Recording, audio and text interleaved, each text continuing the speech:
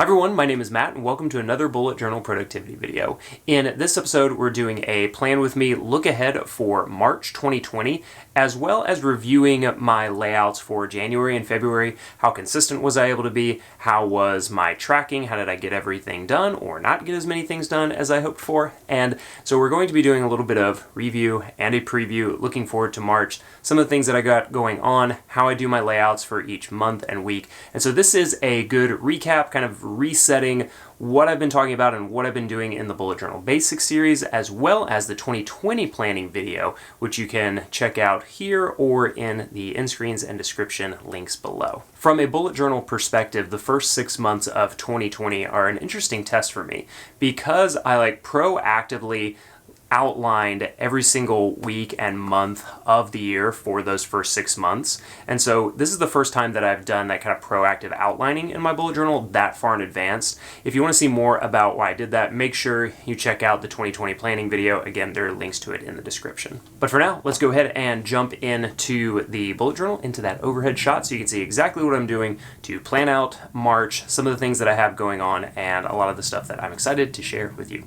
So let's take a look at what I'm doing to plan out March and the things that I have done over the last couple of months with my newfangled bullet journal proactive logging layout setup that I've been doing.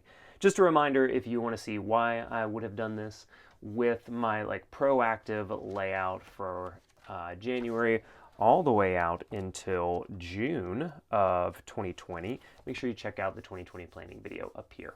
So if we take a look at March, you can see that I'm still doing my same monthly layout, very minimalist, very simple, day of the month on the left and then the corresponding day in the right column. And then all I'm using this for is big picture events, like if my wife works, my sister's birthday, my mom's birthday, the boys are on spring break, taking a trip down to Florida. And so those are what I'm using the monthly layout for, just really simple, big picture.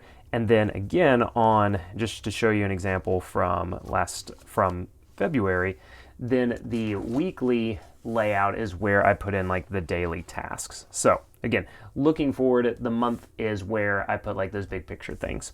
And then right here on this right-hand page is where I put in my habit tracker and my mood tracker. Now I'm using the Clear habit journal, and so there is a habit tracker already included, but I don't like using this one as much just because, to be honest, again, I've talked about this in some videos, I abhor wasted space in a journal. It really messes with me mentally.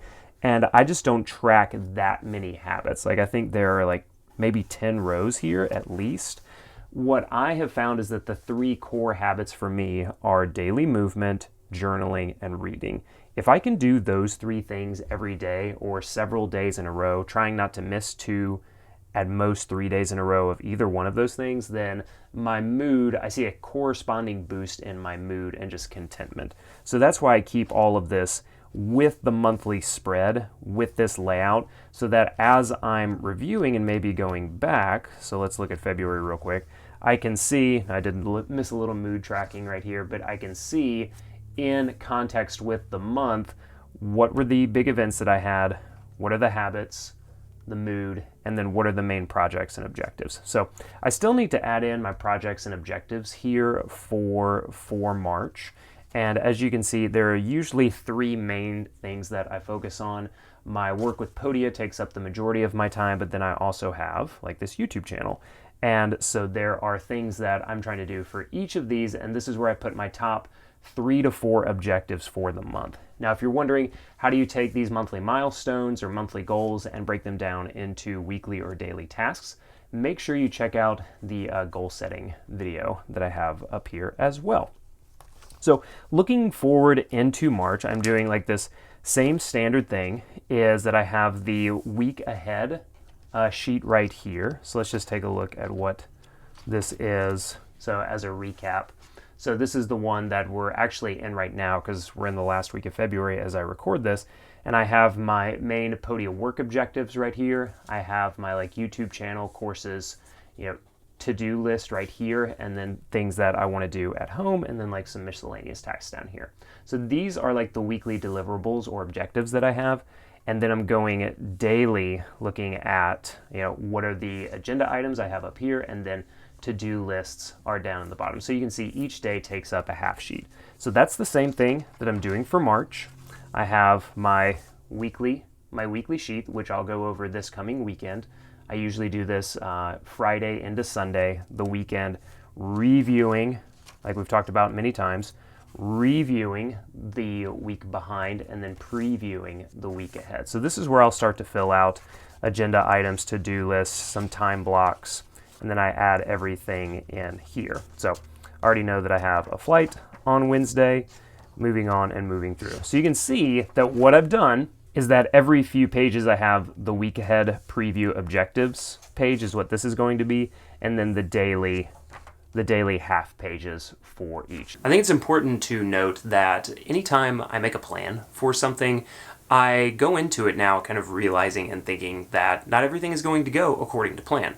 But the reason that I think a plan is so valuable, at least for me, is that it gives me basically a map to follow. Now I've set that map up for myself on experience and intuition, but it does give me a sense of where I'm going and important milestones that I need to pass or check off just to know I'm on the right path. The more that I do this, the more I get better at anticipating things that might change, or just understanding when something really has changed that I can pivot or go in a different direction, or just stop doing the thing that I had the plan for.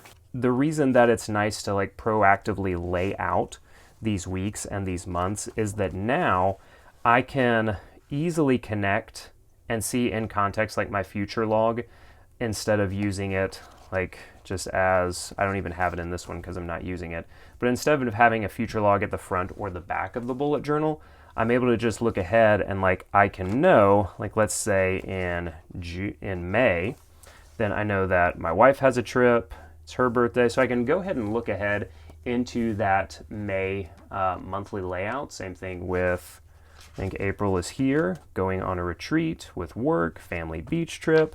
And so I can look ahead, I can use this in context as my future log. So that's the reason that I did this kind of proactive layout. Now I still have my notes down here at the end because there were about, let's see, after June, there were maybe, about 40 pages left. And this will be actually plenty for me to add in usually all of the miscellaneous non-contextualized daily notes that I might have. It'll be really easy for me to add those in the extra 40 pages at the end.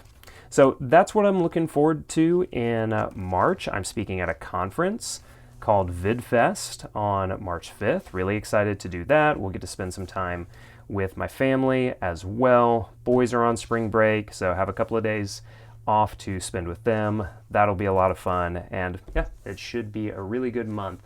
The thing that I want to do a quick review on with January and February is that this layout is working pretty well for me. I did kind of fall down a couple of times, get off the wagon with, I already showed you with mood tracking right here, and there are a couple of stretches where I just, I got really busy and I didn't put very much in to a day, or like here on Wednesday, February 12th, nothing. And then I did go through a stretch. Let's see, where is it? Now I did mark it. So this week of January 27th through February 2nd, I was testing out Rome research for notes and planning this week. It's very interesting, but that's why as I look back, I have just a blank week here. And that's okay. Again, I said earlier that blank space in my journal kind of stresses me out, but every once in a while, I guess it's not that big of a deal. And I just need to give myself some grace with that. I am planning on a video about Rome because I think it's a really interesting way to organize information online. But that's everything that I was doing for March. A quick little recap and look back at how this proactive bullet journaling layout is going. And so far, 2 thumbs up.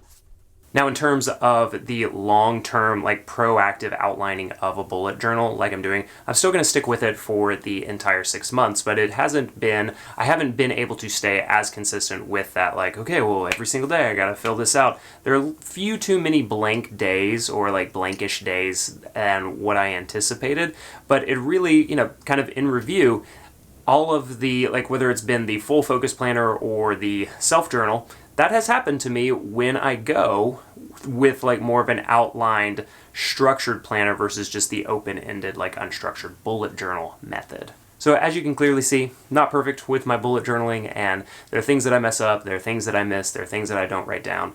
And one of the things, though, for me, that when I have kind of a herky-jerky bullet journaling stretch, is that it always brings me back, and I realize when I am doing this and when I'm consistent with it, those tend to be the calmest times of my life, or even when I'm really busy, it brings me into like a sense of calm. Journaling really is a bit of like mental self-help for me, and a little bit of, it's like meditation for me in a sense. And so when I feel my life getting kind of crazy, it's just another trigger that I've realized now. It's like, okay, get back to the journal, get back to paper, make sure you get your head out of your apps, and make sure that you're focusing on the things that really matter. And writing things down in bullet journaling in general, is a really good way for me to do that. So thank you so much for watching this March Plan With Me video. Make sure you check out the other videos in my bullet journal basics series alongside the 2020 planning video, because it'll give you a better idea of what I'm doing with the first 6 months of more structured